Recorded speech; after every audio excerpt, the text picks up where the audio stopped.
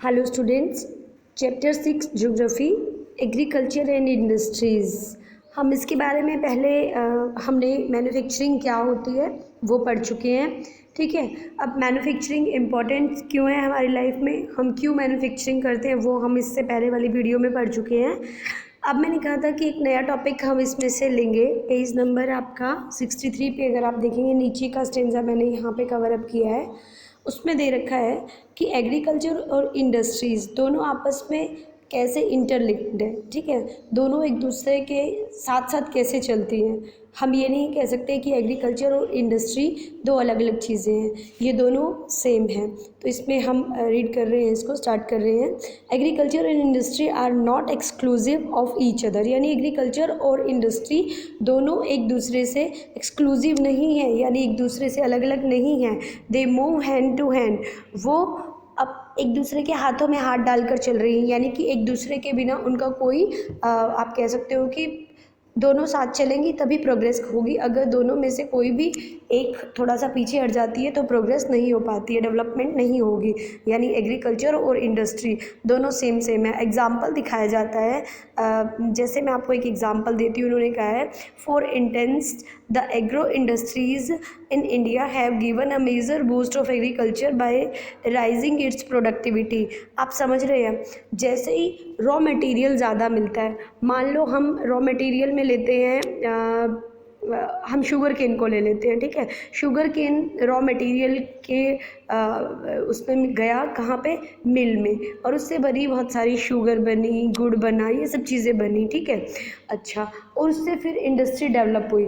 मान लिया, चलो इस तरह तो जो इंडस्ट्रीज़ हैं वो एग्रीकल्चर पे बेस है। अब एग्रीकल्चर इंडस्ट्रीज़ पे कैसे बेस है, अब यहाँ पे आपको ध्यान से देखने की ज़रूरत है कि एग्रीकल्चर, अगर आज से हम 50 साल पहले जाते हैं ना, तब भी अगर कहें कि कितनी प्रोडक्टिविटी होती थी तो 10 एकड़ अगर ज़मीन होती थी तो प्रोडक्टिविटी 50 क्विंटल ही होती थी। और आज अगर मान लो 2 एकड़ ज़मीन है किसी के पास तो भी 50 क्विंटल, सॉरी, अगर किसी के पास, हम कहते हैं कि पहले टाइम में, पुराने टाइम में 10 एकड़ ज़मीन होती थी तो 50 क्विंटल की ही प्रोडक्टिविटी होती थी। ठीक है, अगर आज किसी के पास 2 एकड़ ज़मीन है तब भी 50 क्विंटल की प्रोडक्टिविटी होती है, बल्कि उससे ज़्यादा भी हो जाती है। तो उसके पीछे क्या कारण है कि बहुत साल पहले प्रोडक्टिविटी भी कम होती थी, आज थोड़ी सी ज़मीन में भी ज़्यादा प्रोडक्टिविटी होती है। उसके पीछे हमारी इंडस्ट्रीज़ बेस है। अगर एग्रीकल्चर डेवलप कर रहा है, अगर थोड़ी सी ज़मीन में बहुत ज़्यादा प्रोडक्शन हो रही है, कीड़े नहीं लग रहे हैं ज़मीन में या कोई बीमारी नहीं आ रही है, तो उसके पीछे इंडस्ट्रीज़ ही बेस है। इंडस्ट्रीज़ ने देखो क्या क्या बना दिया है, एग्रीकल्चर्स के लिए बहुत अच्छे अच्छे पंप्स बना दिए हैं। पहले इरीगेशन की फैसिलिटी नहीं होती थी। ठीक है, फर्टिलाइज़र अच्छे अच्छे बनाए हैं, जिससे क्या होता है, बहुत बेस्ट क्वालिटी के बनाए हैं। फर्टिलाइज़र डालने से जो प्रोडक्टिविटी है ज़मीन की वो बहुत ज़्यादा हो जाती है। ठीक है, इंसेक्टिसाइड्स डाले हैं, बहुत सारी कीड़े मारने वाली पेस्टिसाइड्स हैं, इस तरह की दवाइयाँ डाली है। पीवीसी पाइप्स बनाई हैं जिससे इरीगेशन की फैसिलिटी में हेल्प होती है। बहुत सारी अजीब मशीनें बनाई हैं, टूल्स बनाए हैं, जिससे आप हार्वेस्टिंग अच्छे से कर सकते हो, सीडलिंग अच्छे से कर सकते हो। ठीक है, बहुत सारी ज़मीन में जो अगर कोई बीमारी भी लग जाती है या किसी पर्टिकुलर आप कह सकते हो मिनरल की कमी हो जाती है उस ज़मीन में, तो वो भी डाल दी जाती है। तो किसी न किसी तरह से, मतलब जो एग्रीकल्चर का जो सामान है, जो एग्रीकल्चर में यूज़ होने वाली चीज़ें हैं, फर्टिलाइज़र है, इंसेक्टिसाइड्स हैं, पेस्टिसाइड्स हैं, प्लास्टिक पीवीसी पाइप्स हैं या अदर टूल्स हैं, हर्रो है, कल्टीवेटर है, रो है, अच्छा, सीडलिंग मशीन्स हैं, हार्वेस्टिंग के टूल्स हैं, थ्रेशर्स है, कंबाइंस है, वो सब भी कहाँ से बनी है, वो इंडस्ट्रीज़ से बनी है। तो इंडस्ट्रीज़ के ऊपर बेस हुई ना एग्रीकल्चर, तो एग्रीकल्चर इन सब सामानों के लिए इंडस्ट्रीज़ पे बेस है और इंडस्ट्रीज़ अपने रॉ मटेरियल के लिए एग्रीकल्चर पे बेस है। इसीलिए ये दोनों एक दूसरे से एक्सक्लूसिव नहीं हैं, दोनों हैंड टू हैंड अपना काम करते हैं। ठीक है, ये बात बहुत इंपॉर्टेंट है और ये क्वेश्चन भी आ जाता है कि आप दोनों में कितना फ़र्क है या दोनों कैसे एक दूसरे के ऊपर डिपेंड है, एग्रीकल्चर और इंडस्ट्री कैसे एक दूसरे पे डिपेंड है। ठीक है, अब अगला हम कर रहे हैं, इसी में ही पीछे भी दे रखा है कि आजकल क्या हो रहा है कि ग्लोबलाइजेशन के टाइम में, अब पता ही है पहले क्या होता था, हमने कोई प्रोडक्ट बनाया और वो सिर्फ हमारे पास ही रह जाता था। ठीक है, हमारे एरिया में हमने अपने शहर के लिए बना दिया, हो गया बस। अब क्या हो रहा है, अब ग्लोबलाइजेशन इतनी ज़्यादा है, ग्लोबलाइजेशन मीन्स अब हमारा सामान सिर्फ हमारे ही डिस्ट्रिक्ट तक, हमारे ही गांव तक नहीं है, हमने कोई प्रोडक्शन किया है तो वो विदेशों में भी जा रहा है, तो उसे बोलते हैं ग्लोबलाइजेशन। और विदेशों का सामान भी हमारे पास आ रहा है, यानी कि अगर आप छोटी सा मसाला भी घर में तैयार कर रहे हो तो आप उसे भी ग्लोबल लेवल पे बेच सक रहे हो। ठीक है, तो ग्लोबलाइजेशन के टाइम में हमें एक चीज़ का ध्यान रखना पड़ता है कि मोर एफिशिएंट एंड कम्पिटिटिव। अब कंपटीशन ज़्यादा हो गया, हमने मसाला बनाया तो औरों ने भी तो बनाए होंगे ना, तो उनके साथ हमारा कंपटीशन ज़्यादा है अब। ठीक है, अब हम उतने में काम नहीं चला सकते। देखिए इन्होंने लिखा है कि अब हमारा काम उतने में नहीं चलेगा कि अब हम self sufficient alone is not enough. अब हम सिर्फ अपने अपने लिए काम चला लें, उतना मसाला बना लें कि अपने अपने एरिया में रह जाए, अपने अपने डिस्ट्रिक्ट में बेच दे, ऐसा नहीं है। अगर आपके डिस्ट्रिक्ट में किसी को वो बहुत पसंद आया और उसने कभी बाहर भेज दिया, फॉरेन में भेज दिया या किसी अदर डिस्ट्रिक्ट में भेज दिया, तो वहाँ के लोग भी आपकी चीज़ें पसंद करने लगेंगे। अपने रोहतक की विजेटी बहुत फेमस है, विजेटी वो बहुत, मैं कई बार मतलब कहीं बाहर भी अगर अदर डिस्ट्रिक्ट्स में भी जाते हो ना तो भी विजेटी बहुत फेमस मानी जाती है, उसमें शायद अल्कोहलिक मात्रा ज़्यादा रहती है, इस तरह से। तो इस तरह से मैं कह रही हूँ कि छोटा सा कोई मसाला भी अगर बनाया है और किसी और को पसंद आ गया, वो ग्लोबल लेवल पे गया, तो अब आप ऐसा नहीं बना सकते हो कि बस काम चलाओ बना दिया। हमें कंपटीशन के अकॉर्डिंग बहुत अच्छी चीज़, बेटर चीज़ बनानी पड़ती है। ठीक है, वो कह रहे हैं कि अब आप सेल्फ सफिशिएंट होकर काम नहीं चला सकते, अब हमें ऐसी चीज़ें बनानी है जो ग्लोबल लेवल पे कम्पिटिट करें।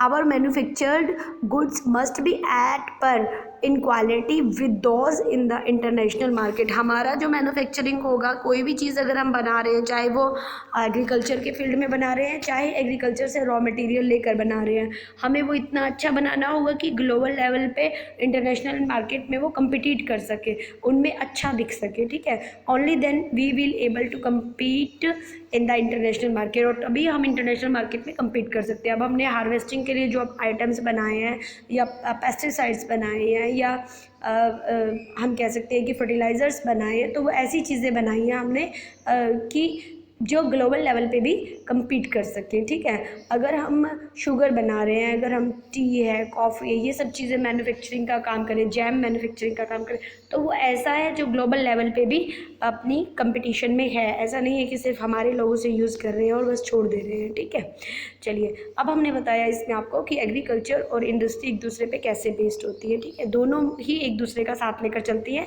दोनों में से अगर एक भी पीछे हट जाएगा तो उन दोनों की डेवलपमेंट जो है वो धीरे धीरे रुक जाएगी। ठीक है, अब आगे हमारा आ रहा है contribution of industries to national economy.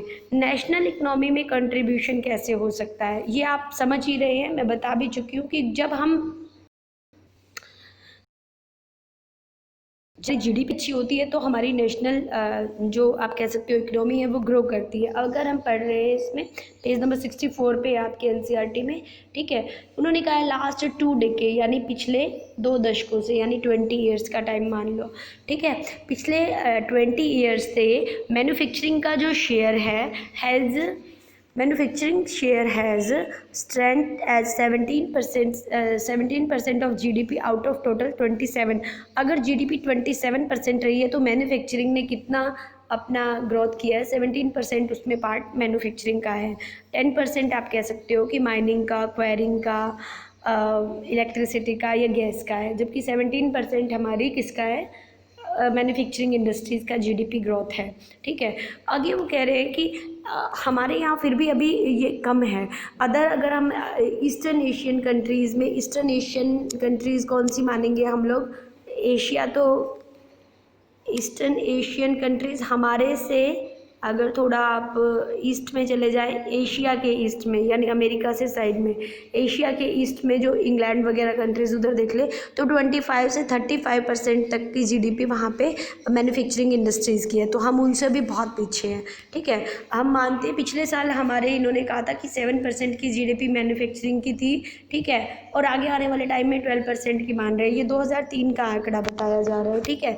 वो कह रहे हैं कि अगर हम लगातार 9 से 10% भी एनुअली अपनी जीडीपी को मैन्युफैक्चरिंग इंडस्ट्रीज़ में ग्रोथ करते हैं तो आगे आने वाला टाइम हमारे लिए अच्छा होने वाला है, ठीक है। ये किसने कहा है? ये the national manufacturing competitiveness council NMCC has been set up with these objects। उन्होंने ऑब्जेक्ट्स बनाए हैं कि आगे आने वाले टाइम में हम अपना गोल अचीव कर लेंगे, हम अपनी मैन्युफैक्चरिंग को जो है वो बढ़ाएंगे, ठीक है। तो ये हमारा चैप्टर का हमने आज किया, contribution of industries to national economy India के पर्सपेक्टिव पे, ठीक है। और हमने जो मेन इससे पहले वाला टॉपिक था वो ज़्यादा इम्पोर्टेंट है कि एग्रीकल्चर और इंडस्ट्री एक दूसरे पे कैसे डिपेंड है, ठीक है। नेक्स्ट वीडियो हमारी बनेगी इंडस्ट्रीज़ लोकेशन, यानी इंडस्ट्रीज़ को बनाने के लिए किस टाइप की लोकेशन होनी चाहिए, क्या क्या चीज़ें ज़रूरी होनी चाहिए। Okay, till then thank you.